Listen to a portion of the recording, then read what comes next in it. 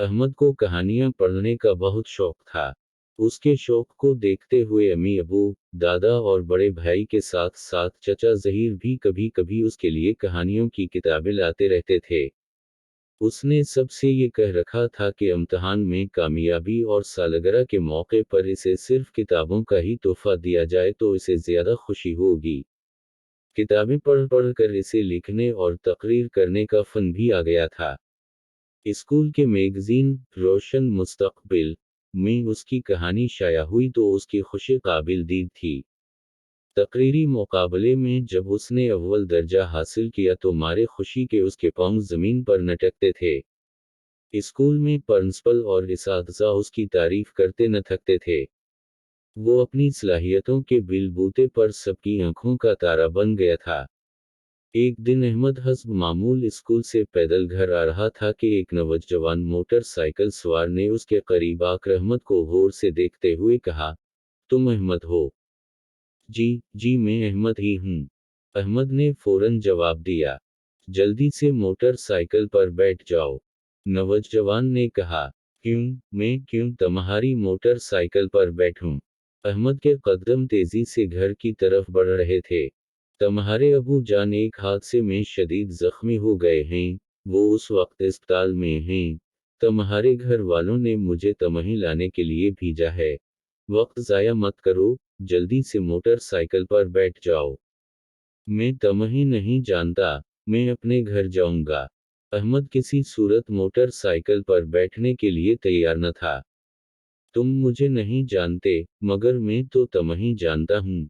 तुम्हारे अबू का नाम आर्शद है। तुम्हारे दादा अब्दुल क़य्यूम हैं और तुम्हारे बड़े भाई का नाम एहसन है। ये सब बताना काफी नहीं, आओ अब मोटरसाइकिल पर बैठ जाओ। नौजवान ये कहते हुए मुसलसल उसके साथ चल रहा था। मैं उसके बावजूद तुम्हारे साथ नहीं जाऊंगा। मैं सिर्फ और सिर्फ अपने घर जाऊंगा। दादा जान और अम्मी जान से मिलूंगा। जाओ यहाँ से वरना मैं शोर मचा कर लोगों को इकट्ठा कर लूंगा। अहमद की धमकी कारगर साबित हुई। नौजवान घबरा सा गया। इसी घबराहट में वो तेजी से बाजार की तरफ जाते हुए एक राहगीर से टकराया तो पल भर में वहां हंगामा बरपा हो गया। अहमद उस हंगामे से बेनियाज अपने घर की तरफ चलता रहा। वो घर में दाखिल हुआ तो दादा जान की मुस्कुराहट ने उसका इस्तकबाल किया। अहमद की घबराहट और जर्द चेहरा देखकर दादा जान ने पूछा, अहमद, क्या हवा है? वो अबू जान कहाँ हैं? अहमद से बात भी नहीं हो पा रही थी। वो उस वक्त अपने ऑफिस में हैं, थोड़ी देर पहले मेरी उनसे बात हुई है। दादा जान ने जवाब दिया। तो फिर वो नौजवान झूठ बोल रहा था। कौन नौजवान? दादा जान कुछ समझ न सके थे। अहमद ने सारा किस्सा सुनाकर पूछा, इसे हमारे घर वालों के नाम कैसे मालूम हो गए? दादा जान ने उसकी हाजिर दिमागी की दाद दी और बताया, एक नौजवान लड़के ने मोहल्ले के दुकानदार से दोस्ती कर ली थी।